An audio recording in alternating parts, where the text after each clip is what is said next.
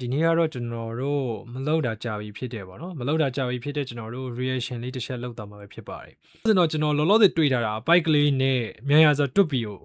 ဆွဲထားတာကြိတ်ထားတာတွေ့ရတယ်ပေါ့နော်ဆိုတော့ bike လေးနဲ့မြန်ရဆိုတွတ်ပီကိုကျွန်တော်တို့ဒါသူတို့ရဲ့ကိုပိုင် art style နဲ့ကျွန်တော်တို့ပြန်ပြီးတော့ fine ပြီးပြန်ဆွဲထားတဲ့အခါမှာဘယ်လိုပုံစံဖြစ်မလဲဆိုတော့ကျွန်တော်ချက်ကြည့်လိုက်ရအောင် yeah start with alright body shake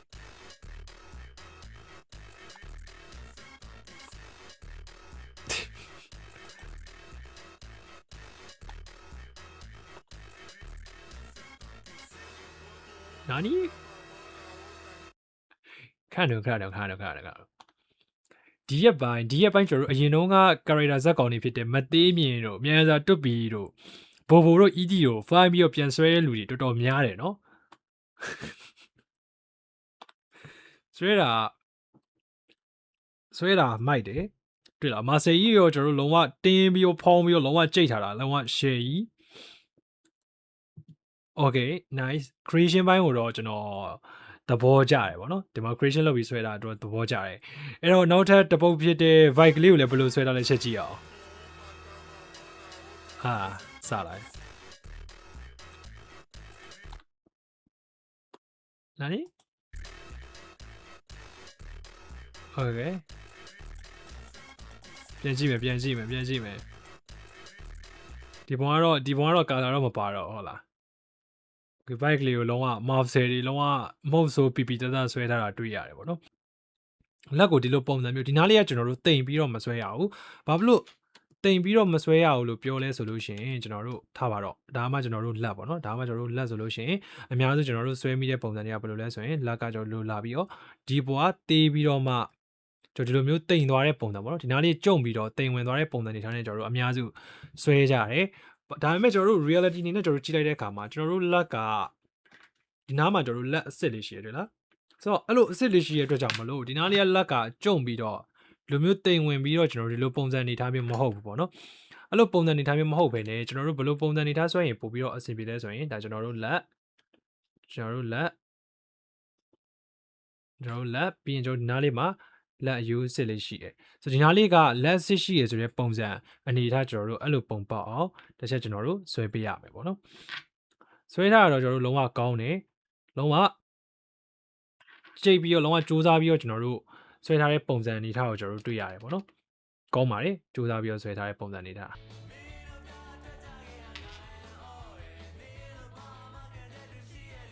Okay ထိုင်ကုန်လေးစပြီးတော့ထည့်တယ်ကျွန်တော်ပုံရဲ့ခရီးတွေရဲ့ပုံတွေကိုရင်ထည့်မယ်မင်းနဲ့စချစ်တယ်အလဲမောင်ဘာညာတာတာကတခြားဖြစ်ရဲ့အိုးလက်ကင်နဲ့နံပါတ်ဒီတေးတွေလိုက်ထည့်တယ်လိုတဲ့အလဲမောင်တွေပို့ပြီးတော့ဒီတေးကြထည့်တယ် nice ကျွန်တော်ပြောနေတာလားကျွန်တော်တို့အခြေခံကနေစင်ပြီးတစင်ကြိတ်တယ်ဆိုတာကျွန်တော်ဒီဟာမျိုးပြောတာကျွန်တော်စားနေပြန်ပြီးကြည့်ရမယ်ဆိုလို့ရှိရင်ဟိုတန်းပြီးတော့ဗျာပုံဆွဲလိုက်တာနဲ့တန်းပြီးပုံကြီးဘုံကနေတန်းပြီးတော့ဆွဲရမှာမဟုတ်ဘူးလိုအပ်တဲ့ကျွန်တော်တို့အခြေခံ fundamental ပုံစံမျိုးတွေ2 point perspective ကိုသုံးပြီးတော့ကျွန်တော်တို့ကဆွဲရဆိုလို့ရှိရင်ဒီ base ပေါ့နော်ဒီ2 point ဆိုတဲ့ဒီ base method ကိုသုံးပြီးတော့မှတဖြည်းဖြည်းနဲ့သူလိုအပ်တဲ့မြင်ကွင်း view နေထားမှာသူဒီမှာ crop ပြီးတော့ချလိုက်တယ်ချပြီးတော့မှအဲ့မှာထိုင်ကုန်နေဆိုလို့ရှိရင်ကျွန်တော်တို့က box ကိုစားပြီး box ကိုအခြေခံပြီးတော့ကျွန်တော်တို့သွားတာဖြစ်တဲ့အတွက်ကြောင့်မလို့ box တွေနဲ့ထိုင်ကုန်ပုံစံမျိုးတွေကျွန်တော်တို့လုပ်ထားတယ်ပြီးကြမှာကိုလိုအပ်တဲ့နေရာကိုကျွန်တော်တို့တဖြည်းဖြည်းလေးနဲ့တသက်ရလေးပို့ဖြစ်သွားအောင်တသက်ရလေးတစ်ချက်ပြန်ဆွဲသွားတယ်အဲ့ဒါကနေပြီးတော့ဘာဖြစ်သွားလဲဆိုလို့ရှိရင်ကျွန်တော်တို့နောက်ပိုင်း shading လေးတွေထည့်တယ် detail လေးတွေလာထည့်တယ်အဲ့တော့ကျွန်တော်အများစုမေးတဲ့မေးခွန်းကကျွန်တော် rendering ဘယ်လိုလုပ်ရလဲ shading ဘယ်လိုလုပ်ရလဲ detail ဘယ်လိုလုပ်ရလဲဆိုတော့မေးခွန်းအမေးများကြပါတယ်ဆိုတော့အမေကွန်းတွေကတော့ကျွန်တော်နောက်ပိုင်းဖြည့်ပေးသွားမယ်ပေါ့နော်ဒါပေမဲ့မေးတဲ့လူကအခုမှကျွန်တော်တို့ beginner ပဲရှိသေးတယ်ပုံနေဆွဲတာ anatomy တွေကလုံးဝမှားနေရဆိုရင်ကျွန်တော်အဲ့လိုလုံးဝမဖြည့်ပေးပါဘူးဘာလို့လဲဆိုတော့ကျွန်တော်ဖြည့်ပြီးလို့ရမယ့်အရာတစ်ခုကအခြေခံတွေကိုအရင်ဆုံးကျွန်တော်လေ့လာစေချင်ပါတယ် Okay ကျွန်တော်နောက်တစ်ယောက်ကြည့်အောင်ရော့ပုံတစ်ပုံဆွဲတယ် Nice Okay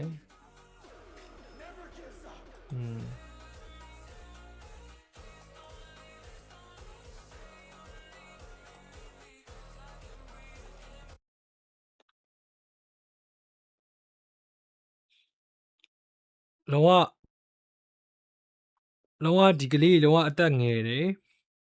ဒါပေမဲ့ကောင်းမွန်နဲ့ဒီချာဆွဲထားတာကိုမှရှိတဲ့ပစ္စည်းလေးနဲ့ကွာသလားကိုမှရှိတဲ့ပစ္စည်းနဲ့မဖြစ်ဖြစ်အောင်ဆွဲထားတာအဲစိတ်တက်ကလုံးဝ respect လေးစားစရာကောင်းတယ် no excuse အကြောင်းပြချက်တွေပေးမနေဘူးကိုဆွဲချင်တာကိုမှရှိတဲ့ပစ္စည်းနဲ့မဖြစ်ဖြစ်အောင်ဆွဲထားဆိုတော့ brother nice ကောင်းပါတယ်ဆိုတော့ဒီ brother ကိုလိုအပ်တဲ့ fundamental တွေထပ်ပြီးတော့ဖြည့်လိုက်မယ်ဆိုလို့ရှိရင်ကိုမှမီးသွေးခဲရှိခဲတန်ရှိလုံးဝကြမ်းထော်နေအောင်ဆွဲနိုင်သွားပြီဆိုတော့ဒီလို fundamental တွေကဘာတွေလဲဆိုတော့ကျွန်တော်ရဲ့ video တခြား video တွေမှာလည်းကျွန်တော်ပြပြထားတဲ့အတွက်ကြောင့်မလို့ဒီ video မှာတော့ကျွန်တော် reaction only ပဲတောင်းမှဆွဲတဲ့အတွက်ကြောင့်မလို့ပေါ့နော်ဆိုတော့တခြား video တွေမှာလည်းကျွန်တော် fundamental ဆိုတာဘာလဲဆိုတော့ချက်ကြည့်လို့ရပါတယ် grade 11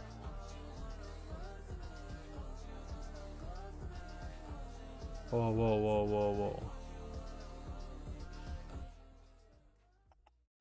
ကိုရီဆိုလို့ရှိရင်လည်းဒါကိုရီကျောင်းတက်တုန်းကကျောင်းသားဘဝဆိုလို့ရှိရင်ဒါဆီယာမတွေတောင်မှစူပြီးတော့မှရိုက်ရတယ်ပေါ့နော်ဘာဖြစ်လဲဆိုတော့ကြောက်တင်ပုံလေထမင်းစားရောင်းစင်းချိန်တို့နားတဲ့ချိန်တို့ဆိုလို့ရှိရင်ကြောက်တင်ပုံမှာပုံထွက်ဆွဲနေဒါမှမဟုတ်လို့ရှိရင်လည်းကိုယ်စာအုပ်ထဲမှာပုံထွက်ဆွဲနေပုံဆွဲနေရပါတော့ဆိုတော့မဆွဲရဘူးဆိုလို့ရှိရင်မနေနိုင်တာဒါပေမဲ့ကျွန်တော်ပုံမဆွဲပဲနေလိုက်တဲ့အချိန်ရှိတယ်အဲ့ဒါဘာလဲဆိုတော့ဆောင်းမွေးရနီးလာတဲ့အခါကျလို့ရှိရင်ပုံမဆွဲဘူးဆောင်းမွေးပြီးသွားတဲ့အခါကျလို့ရှိရင်ပုံမဆွဲဘူးဘာလို့ဆောင်းမွေးပြီးသွားတဲ့အခါကျလို့ရှိရင်ကျွန်တော်ကgame ဆော့တယ်ဒါမှမဟုတ်တကယ်ချင်းတွေလည်းရှောက်သွားတယ်အဲ့လိုလုပ်တယ်ပေါ့နော်တခြားအချိန်ဆိုရင်ကတော့အားတိုင်းဆွဲတယ်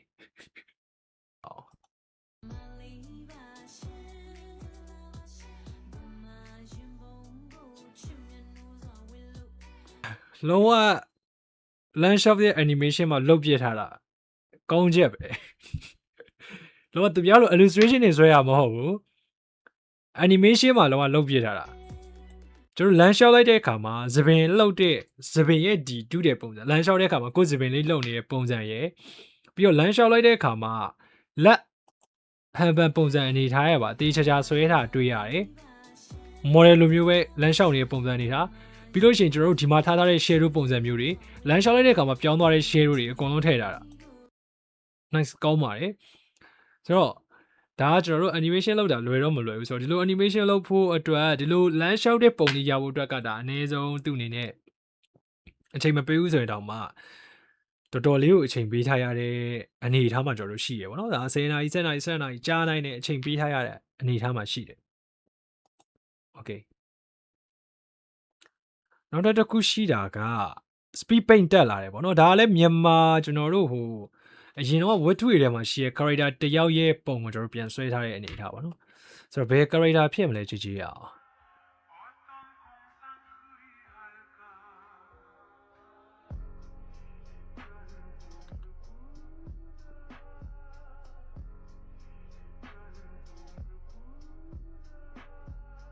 ဒီရင်ပုံမြင်လိုက်တယ်အဲ့ဒါသိပါတယ် so hot ဆွဲမှာတေချာပေါ့ပြန်ဆွဲဦးမယ်ဟုတ်လားမရတော့ဟုတ်လားတခြားလူတွေဆွဲကုန်ပြီဒါကိုတွေကလုံးဝတစ်ခါမှမဆွဲဘူးသေးဘူးဆိုလို့ရှိရင်လုံးဝအဆင်မပြေတော့ဘူးเนาะတေချာပေါ့ပြန်ဆွဲမယ်လုံးဝဆွဲမဲ့စရင်နဲ့ထည့်ထားလိုက်ပြီးအဲ့ character ကိုကျတော့ကျွန်တော်တို့ animation ပဲလောက်ထားတာတော်တော်လေးကိုတက်ရက်ပြီးတော့တော်တော်ကောင်းမွန်လောက်ထားတာတွေ့ရတယ်ပေါ့နော်ဆိုတော့ဒီအကိုကတော့ကျွန်တော်သိတယ်ဆိုတော့ကျွန်တော်တို့ community တွေကအကိုတယောက်ပဲပေါ့နော် senior ကြီးပါနော်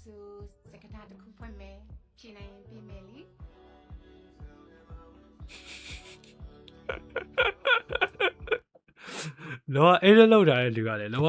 ကြွေထွက်နေအောင်လောက်ထားတာနော်ဆိုတော့ဒါကတော့ကျွန်တော်တို့ဒါတကယ်လောက animation ဟိုမှာလေလောက quality ရှိအခြေခံပိုင်နိုင်နဲ့ကြိတ်ထားတဲ့အကိုတယောက်ပေါ့နော်ဆိုတော့ဒီမှာဆိုရင်ကျွန်တော်တို့ဘာရှိလဲဆိုရင်ဒီ animation မှာဆိုရင်ကျွန်တော်တို့ဒီမှာ background ဆွဲထားရဗျာဒီနောက်က background တွေဆိုရင်ဒါကျွန်တော်တို့ဆွဲထားတယ်အရှိက character ကတော့ကျွန်တော်တို့ animation လုပ်တယ်နောက်က background တွေကျွန်တော်တို့ဒါဆွဲထားတယ်ဆိုတော့ဒီမှာဆိုရင်တယောက်တည်းမဖြစ်ဘူးအများစု artist တွေအကုန်လုံးပေါင်းပြီးတော့ဒီဟာကိုဖန်တီးထားတဲ့ပုံစံတွေဒါတယောက်တည်းကျွန်တော်တို့လုပ်ထားတဲ့ဟာမဟုတ်ဘူးစူးစမ်းပြီးတော့အကုန်စုပေါင်းပြီးလုပ်ထားတဲ့ result ကိုကျွန်တော်တို့တွေ့ရတယ်ဆိုတော့ဟို AI ဘာမဟုတ်တဲ့ software မရှိတဲ့ AI အနေနဲ့ကျွန်တော်တို့ရှင်းစရာစောက်ကြအောင်မရှိတာကောင်းတယ်ဆွဲထားတာလုံးဝဟိုကျွန်တော်တို့ရဲ့ပြောမယ်ဆိုရင်ဒီ animation ဘိုင်းမှာလုံးဝအိုးရင်ကလေးကမှ4-5-6နှစ်ကျွန်တော်တို့အတွေ့အကြုံရှိတဲ့လုံးဝဆရာသမားတွေပေါ့နော် ဟိုကောင်နေနဲ့ဘာမှကျွန်တော်တို့ရှင်းစရာမဟုတ်ဘူးလုံးဝဟိုပါဇက်တဲ့ထိပ်ပြီးတော့ပြောနေစရာတော့မလိုဟို AI လောက်ပြီးတော့မြန်မာ animation လို့စောက်ကောင်းနေတတ်တဲ့ကောင်လေဆိုင်ချမဆိုင် Okay Cloud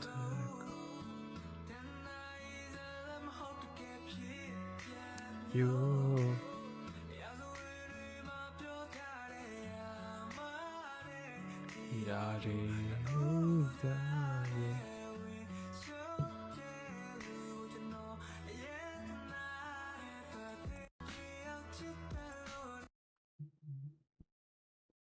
လောကဘလူးမလေးဆွဲတာပဲနော်ပြောမဲ့ဆိုရင်ဘလူးမလေးဆိုရင်တတဂီဒီကို gay version ဆိုတဲ့ vibe အနေထားကိုရတယ်ပေါ့နော်အခုမှအကြံရပြီနော်ဒတဂီဒီကိုအပြင်ယောက်ျားကြီးပဲဆွဲနေတယ်ဆိုတော့ဒတဂီဒီကိုမိန်းကလေးဘာရှင်းအနေထားနဲ့ဘလူးမပုံစံအနေထားနဲ့ဆွဲတဲ့လူတိတ်ပြီးတော့မတွေ့ရသေးဘူးဟိုပြောမဲ့ဆိုရင်မေဒီတာနေရာမှာကျွန်တော်တို့ယောက်ျားလေးဘာရှင်းနဲ့ဒတဂီဒီနေရာမှာမိန်းကလေးဘာရှင်းပြောင်းဆွဲလူမတွေ့ရသေးဘူးအဲ့တော့ဒီမှာကျွန်တော်ဒီဗီဒီယိုကြည့်နေတဲ့လူတွေကဆွဲမယ်ဆိုပြီးတော့စိတ်ကူးပေါ်လာတဲ့လူတွေကောက်ပြီးဆွဲလို့ရတယ်အဲ့ဒါ idea ပေးလိုက်တာတစ်ချက်အဲ့တော့ကျွန်တော်ကဒီ illustration ကိုဘယ်လိုဆွဲရရဲဆိုတာနဲ့ပတ်သက်ပြီးတော့ကျွန်တော်နောက်ပိုင်းမှာတစ်ချက်ဗီဒီယိုလေးတစ်ချက်ကျွန်တော်တို့တင်ပေးသွားမယ်ပေါ့နော်ဆိုတော့ဒီ illustration ကိုကျွန်တော်တို့ဘယ်လိုဆွဲခဲ့လဲဘယ်ကနေဘယ်လိုမျိုးကျွန်တော်တို့စပြီးတော့ဆွဲလဲဆိုတဲ့ဟာကိုကျွန်တော်တစ်ချက်ဗီဒီယိုတင်ပေးပါမယ်ဆိုတော့ဒီနေ့တော့ကျွန်တော်တို့ဒီလောက်ပါပဲကျွန်တော်အားလုံးပဲနောက်ကျွန်တော်တို့မြန်မာ character တွေကဘယ် character တွေကိုကျွန်တော်ဆွဲစေချင်လဲကိုဆွဲစေချင်တဲ့ character တွေကိုမှန်ခဲ့လို့ရတယ်ဆိုတော့ကျွန်တော်အမြဲတမ်း YouTube ရဲ့ comment box ကို check လုပ်နေတဲ့အတွက်ကြောင့်မလို့ကျွန်တော် response ပြန်လုပ်ပေးပါမယ်အားလုံးပဲညီတော်လောက်ပါပဲ bye bye